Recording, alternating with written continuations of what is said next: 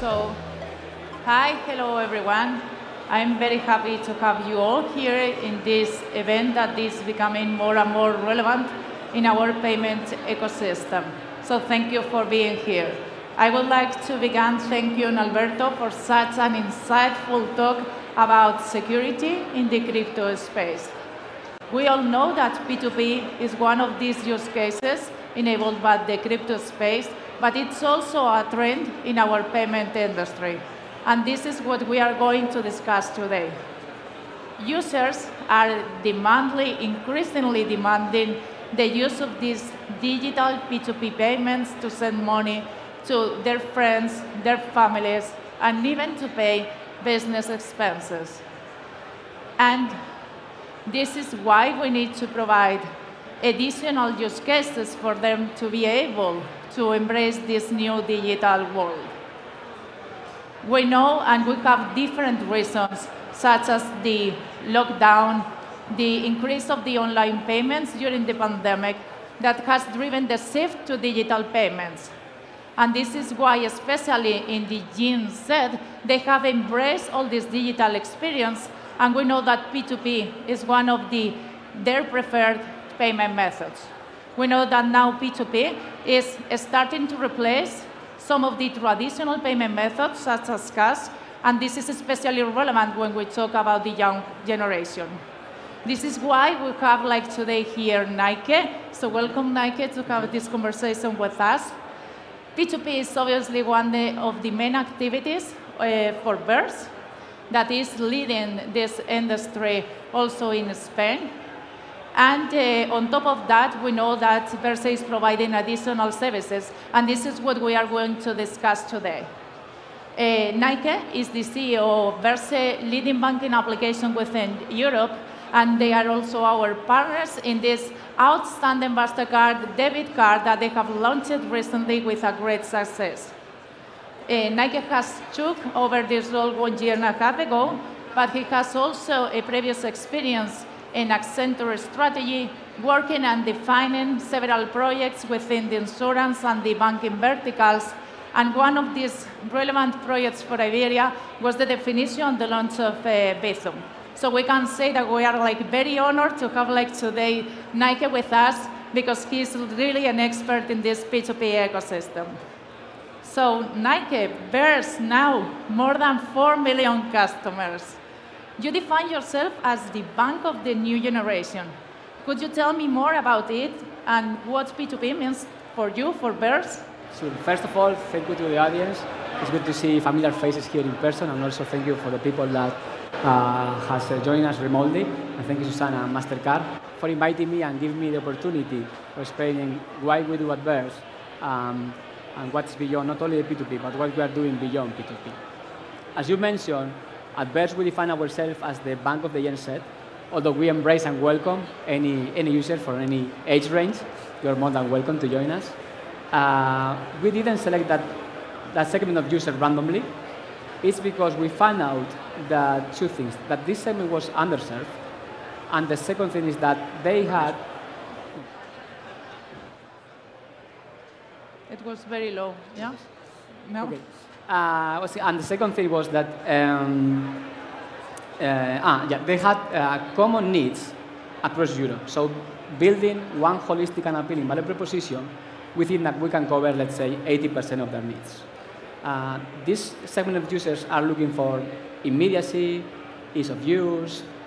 They want to be in control of their finances, but also they want to be part of something. So for them, belonging and participation is important.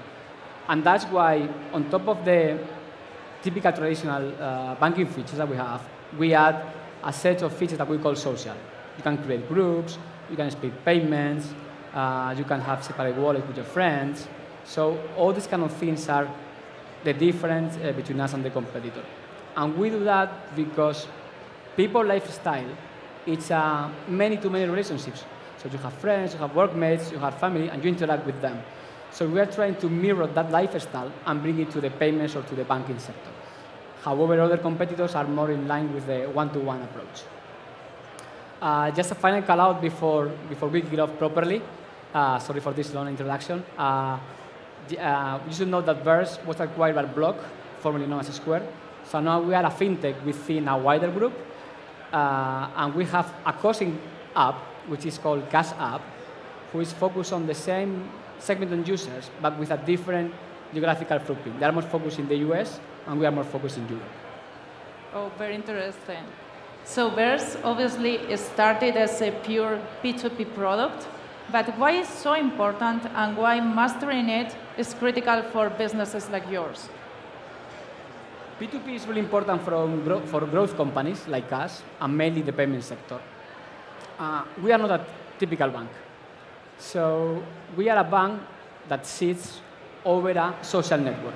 So let me give you an example. You might have your salary and your mortgage and your monthly bills in Santander. I might have the same in UniCredit. And probably both of us could cover our needs individually perfectly with no issue. However, for Verse it's slightly different. If I use Verse and you don't, probably over the time, I will stop using Verse. So we don't acquire individual users. We acquire groups or nodes of users. Following the approach I mentioned before, we believe in the many-to-many relationships and not in the one-to-one. This helps us to create, for example, long-lasting competitive advantage in critical use cases. For example, cross-border payments are well known because all the friction that we normally need to go through to make a payment from Spain to someone that lives in Lithuania or in Germany. Well, in Verse, you can do a P2P with the same exact user experience, so basically 3 clicks. It doesn't matter if I pay you or if I pay my friend that right now is in Germany. It's exactly the same. For us, this use case is really relevant. It represents around between 8 and 10% of all the P2P volume that we move on a monthly basis. And it's a huge competitive advantage when we compare us, just in the P2P front, with local P2P players, for example, like Bithun or Swiss in Sweden. And last but not least, this network effect that comes from these social features and this P2P bounds together with another incredible effect, which is the cheap and healthy growth machine.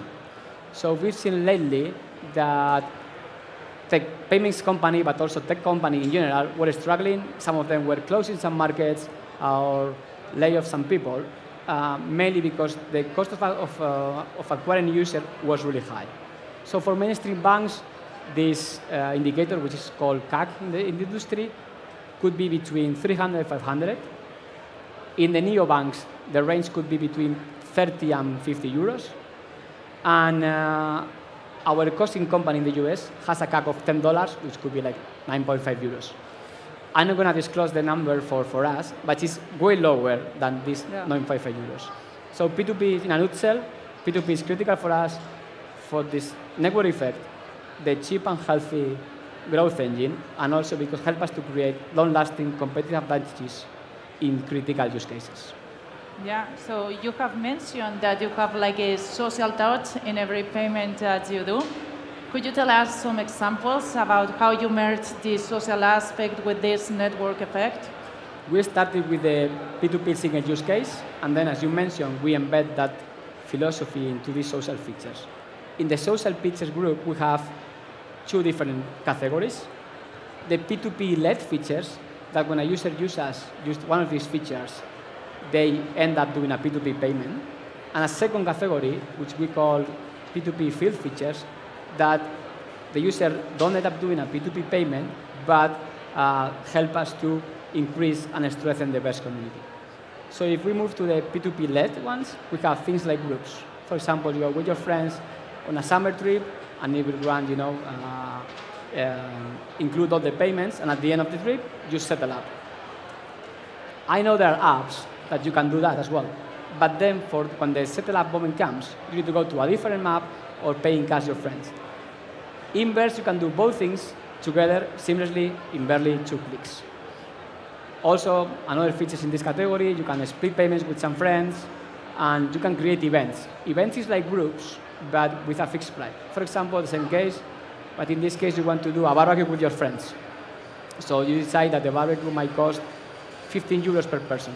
You put that, and you invite your friends. Your friends enroll in 1 click, ending up doing a P2P payment, and So basically, you achieve your result without, in a seamless way and without friction. Just an example, for example, like last month, we did an event in Valencia, a paellas event, why not? And we sold 5,000 tickets through this feature.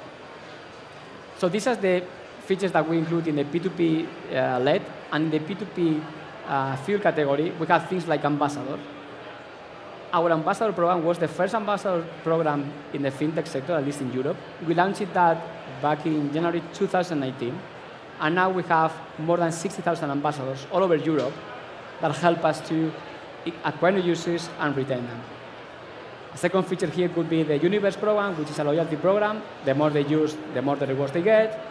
Or we have a social feed where the user can see the movements for all their friends. Obviously, due to privacy reasons, we don't disclose all the data, like the amount or the full name of the payer, the payee. And last but not least, since we are focusing the Gen Z, for us it's really important to have a social network, a relevant social network presence.